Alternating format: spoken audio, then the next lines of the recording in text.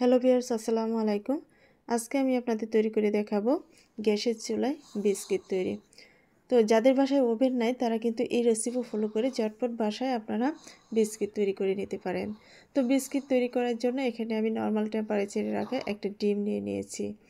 তো ডিমের থেকে আমি কুসুমটা আলাদা করে রাখলাম, এটা আমি পরবর্তীতে ইউজ করবো এই জন্য। তারপর আমি এখানে দিয়ে দিলাম 1 কাপ পাউডার সুগার, 1 চামচ বেকিং সোডা, স্বাদ মতো লবণ। তারপর দিয়ে দিলাম 2 টেবিল চামচ ঘি। এখন আমি সমস্ত উপকরণ ভালোভাবে মিশিয়ে নিচ্ছি। তো মেশানো হয়ে গেলে আমি এখানে দিয়ে দিলাম 1 কাপ ময়দা। এখন আমি হাতে মাখিয়ে একটা সফট ডো তৈরি করে নেব।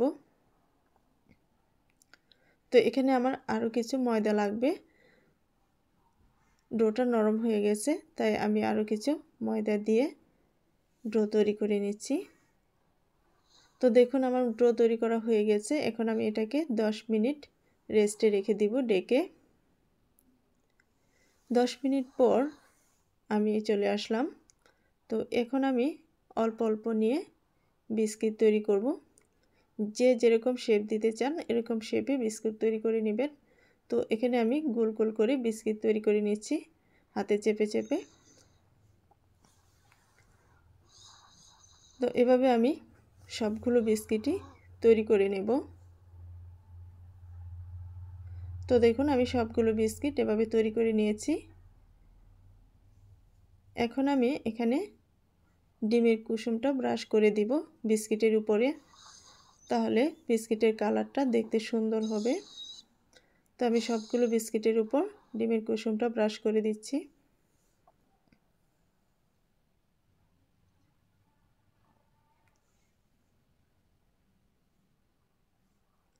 এখন আমি একটা কাঁটা চামচ দিয়ে কিছুটা ডিজাইন করে নেব একটু চেপে চেপে।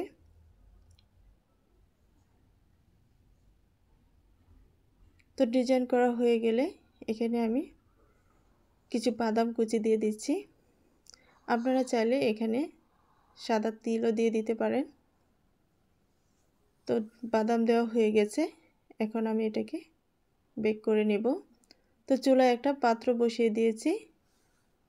এখন আমি এটার উপরে বিস্কিটের পাত্রটা দিয়ে দিব। তারপর ডেকে মিডিয়াম টু লো হিটে প্রায় 30 মিনিটের মতো আমি রান্না করে নেব।